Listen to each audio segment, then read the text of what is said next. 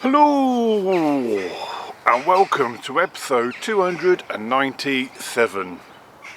Right guys, bit of a change, something I don't normally do, a day session. Alright, for this video I'm visiting one of my very old haunts guys, and that's an old park lake in Swindon called Lawns Lake. God, I haven't fished here for many years. This is a lake where I basically learned to carp fish on, basically. Yeah, I haven't fished here for many years. Oh, good morning. Yeah, as you can see, it is a public lake with, you know, the public walking around, people walking their dogs. Hello. So, anyway, because I haven't fished here for years, guys, I thought, you know, let's go and visit one of my old haunts, and the idea of this video is to see if there's still carp held within this lake. I don't know, but I think I've set myself a massive challenge, because when I bought my day ticket yesterday at Angling Direct, the lad who sold me the ticket said the last time a carp came out of here was last year. So, is there still carp in this lake, or are they just being elusive? Or are people just not fishing for them much anymore? Who knows? I'm here for the day to try and find out. Right, I'm going to crack on. Not fishing yet. All my gear, as you can see, is on the barrow, so I'm going to stay mobile today. As a starting gambit, I'll plonk myself on the bottom lake. I'll tell you a bit more about the place as I when I'm fishing, but yeah, I'm on the bottom lake and I'm kind of at the wider end of the bottom lake to start off with, and there's lots of swans here. Right, I'm going to crack on, be back with you when I'm fishing. Let's go fishing. Right guys, for this session I've just brought me little Fox Explorer rods. They're 10-foot rods, but they can compact down to 8 foot. Is it 8 foot? Yeah, 8 foot. Yeah, 8 foot, and then they extend to 10 foot. So yeah, just my little rods, just my little 2 rods set up, and some little Fox reels, which I've got to be so long since I used them, got to remember what they are. They're the Fox EOS 10,000s, if I remember rightly, loaded up with 18-pound line. Probably the line's a bit overgunned, but I like to be safe than sorry. Right, anyway, so to the lake. So one thing is fairly evident since I last fished here, is there's now weed in this lake. And it never used to be weedy. So I've just put just a bare lead on the line for now. I'm just going to have just a little bit of a lead around just to see if there's any weed in front of me.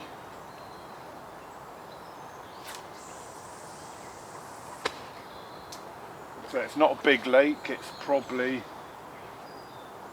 oh yeah, some weed there. Go. Yeah, so, oh blimey, God, you never used to have to do any marking up at this lake. It was completely weed free and just a silty bottom. So, that's something different.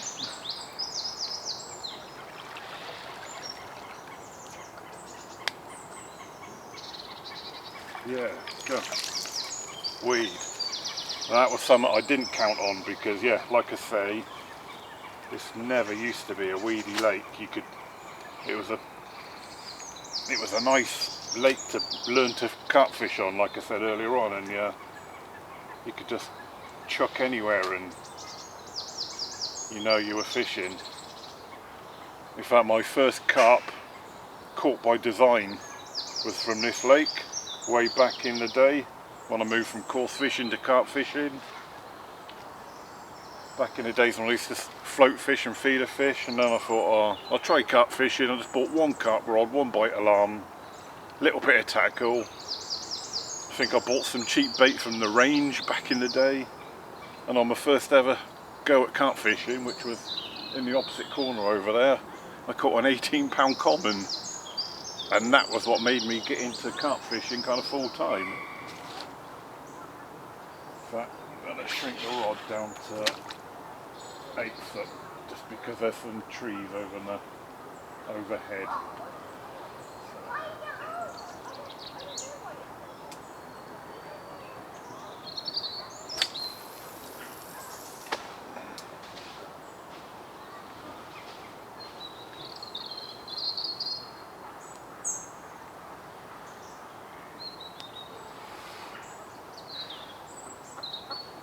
Right, so it's obvious I'm going to have to do a little bit of leading around for a while, guys. So while I do that, I'll turn the camera off to keep the blog short, as it's a day session. And hopefully I can find some clear spots soon. Right guys, so after a little bit of leading around, I found one spot, but yeah, this wasn't what I was expecting, because this always used to be just turn up, chuck any rig, chuck anywhere, and you were fishing. But hey ho, if I get some, it means I suppose I've had to earn it. Right, I think I found a spot. It's not very far out, so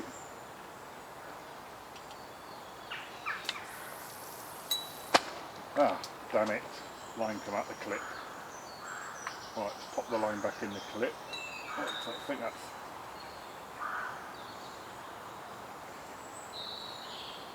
Oh, bugger. I'm going to have to find that spot all over again, guys, because the line come out the clip. I think I found my spot again. So I had to put a new lead on, because once I was leading around, I picked someone else's line up that was tangled in the weed out there, and it just cut the end of my line off, so I lost me leading around lead. But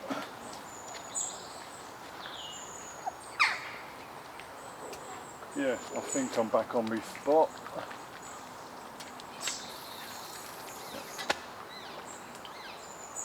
Right, and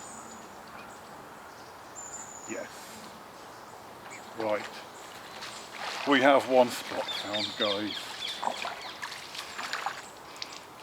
So let's pick that little bit up on the retrieve. Right, we have one spot, guys, so that's a good thing. Right guys, so I think I found a second spot, pretty much right out in front of me. So aiming at a particular swim that's on the opposite side of the bank. So if I aim for that, oh, that's not it, that's gone left.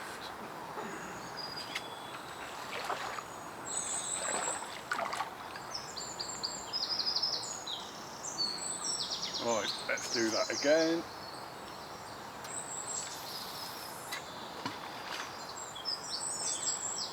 Donk. Wind it in. Yes, we have our second spot. Right, let's measure that one round the wrap sticks, and then we can get rigged up and actually get fishing. Right and guys, so I'm just getting me rigs ready. I'm going to fish solid PVA bags, which is exactly how I used to fish it years ago. Thought, you know, if I'm going to return to an old lake, let's fish it exactly how I used to. And this is a rig that's a blast from the past. So hook link is your conventional uncoated braid, 3.5 inches, like I said, supple braid, size 6 hook, barbless as per the lake rules, and we've got a wafter hook bait on there. Now this is a blast from the past. Who remembers the shocker rig made famous by Corder back in the day? yeah, so that's what I'm going to dig. You know, fish in an old lake I used to fish, dig out the old rig how I used to fish it. So it's a short quarter leader, 2.5 ounce flat pair lead, and then what I've done on the lead is I've removed the plastic insert, and then what you do on the end of the leader by the swivel, there's 2 4mm rubber beads. All that's going to do is just so it goes up inside the lead and it stops the swivel from pulling tight up inside the lead and getting jammed, because you want it free running basically. And then the idea is when the fish runs, it runs and runs and runs, and then it hits this part up here. There's a little moulded weight into the leader with a bead on it, and then the idea is the fish will run and run and run, hit that bead and have the shock of you know, where they'll hook themselves. So that's why it's called the shocker rig. So they have a bit of free running, bang. So yeah, so the fish will run and run and run. They can, what's that, about a foot, 10 inches or so, and then they'll hit that bead there at the kind of the moulded weighted bit at the top end of the leader, and bang, that's when they hook themselves. Always used to work a treat here, and if you wonder it, if you ever break a rig off, they won't be trailing that around. So let me demonstrate. So if you lose a rig, that will all fall away, and there you go. Right, let's put that bead back on that insert. Right, let's get it all into a PVA bag and actually get fishing. Right, so obviously I need to be accurate with my casting today, guys, with it being weedy. I honestly expected to be fishing already. Got a bucket lid by this wrap stick so my bag don't melt. And I've not set the wrap sticks to any particular distance apart, it's just I've put them anywhere, just, you know, but I know the distance. They're probably only about 7 foot apart, but as long as I can measure my distance that I need to fish, that's the main thing. 2, 3, 4, 5. I've got a little stick in the ground to mark me spot, which is bang on. I've already got it in the clip, which I'd clearly forgotten I'd already done. Oh, right guys, so I don't know if you can tell if it's out of shot, but I've already got one rod out, my right hand rod. This is my left hand rod, which is at super close range. Even at the short wraps I've got, it's only like 5.5 wraps. So what I did with that rod, I cast it with the rod at the 8 foot configuration, and then I stretched it out to 10 foot. Again, just because of the tree canopy. Right, so yeah, I'm just aiming for a particular swim on the far bank.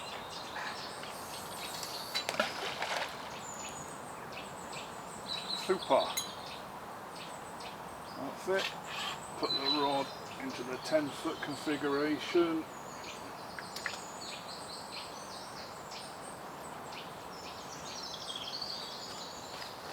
Not going to use any back leads or flying back leads because of the weed. So. Right, that's it in guys. We are day session carping. Right. Normally, what I used to do years ago was, if nothing happened within sort of a couple of hours, I would have a cast around and just cast around to various spots on the lake, especially to a right hand tree line that's off to the right there. But yeah, now we've got an amount of weed in here, it seems what I'm going to be doing is just sticking to them spots. So yeah, so it seems like I'm going to be sitting on my hands a lot on this session, guys. yeah, if I was to start leading around looking for spots again, I'd have to, yeah, I'd waste fishing time. But you know, I found 2 clear spots. We're fishing. Fingers crossed. Right then guys, now the rods are out and I can relax a bit, I'll give you a little bit of information about this lake. So, as I said earlier, it's where I basically learnt to carp fish many years ago.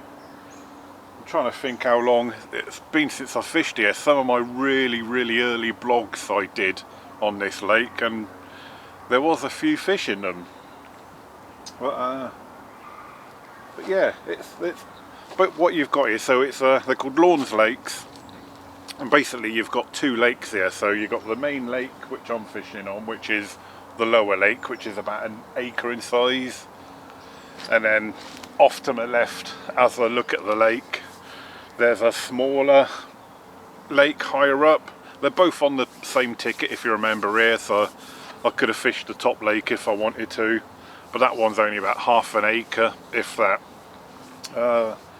The lakes are situated in an area of Swindon called the Lawns, but they're kind of in between the Lawns and Old Town of Swindon.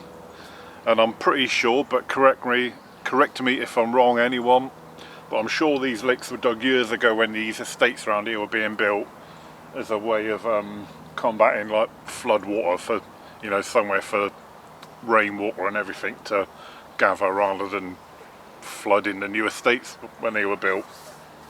But yeah, it's the kind of lakes that you get dotted around towns and cities where you know, they're not out and out fisheries. It's the kind of place where you get your joggers running around, you get your dog walkers, your general ramblers, where the parents come to with their kiddies to feed the ducks. It's, you know, it's a bit of an everything lake, and yeah, there is fish in it. Like I say, I can't remember what, it used to be about £15 a year to fish here, something like that, and today's day ticket only cost a £5. So but yeah, the aim of this video is to see if there are still carp in this lake. Like I said, I don't know, I've not set foot up this place for at least 10 years. Yeah, and as we've seen earlier on, the one thing I didn't count on was the weed. Never used to be weedy at all. Yeah, as I said, you could literally just cast anywhere and you'd be fishing. So if I do get anything, I feel like I would have worked for it for this session. So yeah, at points in the video you could see people walking past, chatting, saying hello. You know, it's not an out and out fishery, this one, but you know, for something different I felt like, you know, make a video on somewhere where I used to fish. And yeah, basically the aim of this video is to see if there are still carp in this lake. Right guys, I just finished filming that last piece and my question was answered. So this is a swim to the left of where I'm fishing, and on the far bank there's still a few bubbles and it's still a bit ripply. A carp just boshed out on the far bank. Right then guys, so I was chatting to this chap earlier on. What's your name, sorry? Andy. Andy. So we got chatting earlier on, saw the camera, got saying I'd do a bit of YouTubing. You had a look at my channel. I did, yeah. You yourself have got a YouTube channel. Yes. Which is? Well, Mad Dog's an Englishman, but also Oxfordshire Man is kind of like the same. If you type in Oxfordshire Man, you'll find me. I'll put a link to your channel in the video, and I'll put it at the bottom of the screen now, guys, so go check him out. But anyway, we got chatting earlier on, and then off you went on your merry little way. You might notice something he's wearing. Cap cam. And he's just come back to the lake, guys, and very kindly gifted me one, a cap cam. Oh, a cam cap. Yeah, cam cap. Cam cap. Well, cam cap, doesn't matter. Black hat and red, so I take it the camera can change from one hat to the other. Pretty much, yeah. So it's basically for your kind of your first person view, guys. So I'll be using that in the near future. Thank you very much. No problem at all. I'd say it's all HD and whatnot. Yeah, I think it shoots in 1080p at 60 frames per second or thereabouts. That's exactly how my camera films, so that would be absolutely spot on. Yeah. But yeah, thank you very much, mate. Thank you for that. No, absolute gift. pleasure. Yeah. And like I said, we've never met before. You've just phoned to do a YouTube channel, and I have recently bought another camera of which I've not yet used, guys. I've recently bought a DJI Osmo Pocket camera, so that will also be coming out in the near future. But yeah, thank you very much. Is there a Facebook page or website? Website is cam-cap.com. camcap.com. If you type that in Google, you'll get to my web page. So, so now you've said it, I'll look it up and put a link to that in the video description, guys. Yeah. So I think you'll find that useful, especially for first-person footage and also for audio as well. So if your head turns away from the camera, you've still got the same audio level. So you should find that benefit for your videos on that one. Right. Okay. Thank you very much. No problem at all. Cheers. Thank you very much. Pleasure. Cheers.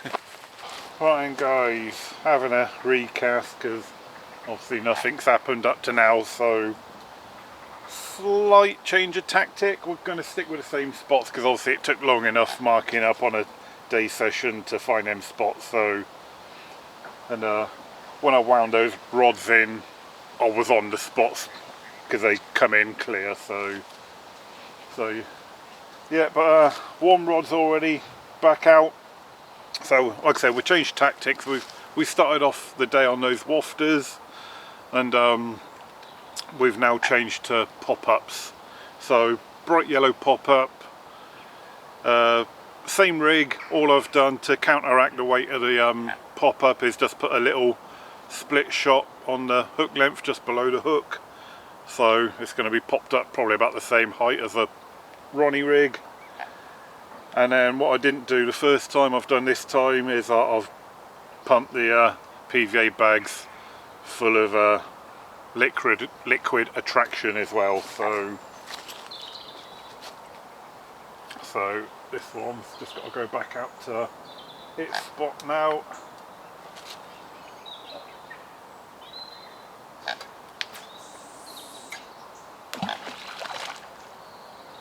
Lovely jubbly.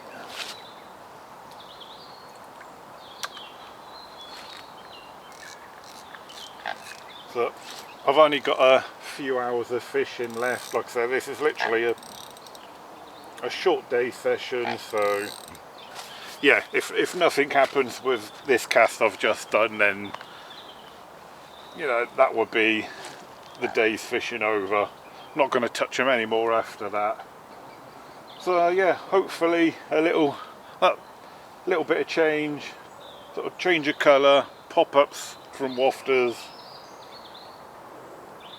bit of liquid attraction, try and draw what few fish there might be left in here into my spots. There is a rule on here that you're not allowed to loose feed, so which is a bit of a silly rule if you ask me, but so basically all the attraction and that you want to put out all has to go out with the rig, which is why PVA bags are perfect for fishing here. Right, what is the time now? So we've got 2:45. I'm probably going to knock it on the head about 6 o'clock, so got 3 more hours left. Right then, guys, so it's 5 o'clock. I think I'm going to wind this session up now. I was planning on staying to about 6 o'clock, but nothing's happened. I've had one little liner on my right hand rod, and I saw a little bit of fizzing and bobbling roughly about when we left hand fishing, but other than that, nothing else to show for me efforts. So like I say, I come to this old lake where I used to fish many years ago, with the question in my head, is there still carp in this old lake? Although I never caught any, I know the answer's at least one because I saw it bosh out. But yeah, would have been nice to catch one. But do you know what? At the end of the day, it doesn't really matter, because while I've been sat here all day, sort of minding my own business, watching the world go by, it's just been a nice kind of little reminiscing session, to be fair. Just looking at over where I used to fish. Not a lot's really changed apart from the weed. Yeah, sort of fishing my old lake, fishing the old rig that I used to fish. Why did I ever stop using the shocker rig? It's a brilliant rig, but you know, new rigs come and new rigs go, and the old ones get forgotten about. So yeah, it's been a nice little reminiscing session, I'd say, this one. Unfortunately, unless anything happens in the next 20 minutes or so while I'm packing up, it will be a blank. But it's been a nice shorter video for a change, this one. Right. Not sure where I'm going to be for my next video, guys. Probably another proper session, longer video again. But till then, tight lines, enjoy your fishing. And until then, oh, before I do go, I've got to thank Andy from the YouTube channel Mad Dogs and Englishmen for the old cam cap. So as a sign of appreciation, I'll put a link up. Go and give his channel a little follow, guys. I did watch one of his videos earlier on where he filmed it on the cam cap, and the quality of that little camera is actually really good. So yeah, I'll definitely have to use that in my own session. So right, I am going to go now. Till next time, tight lines.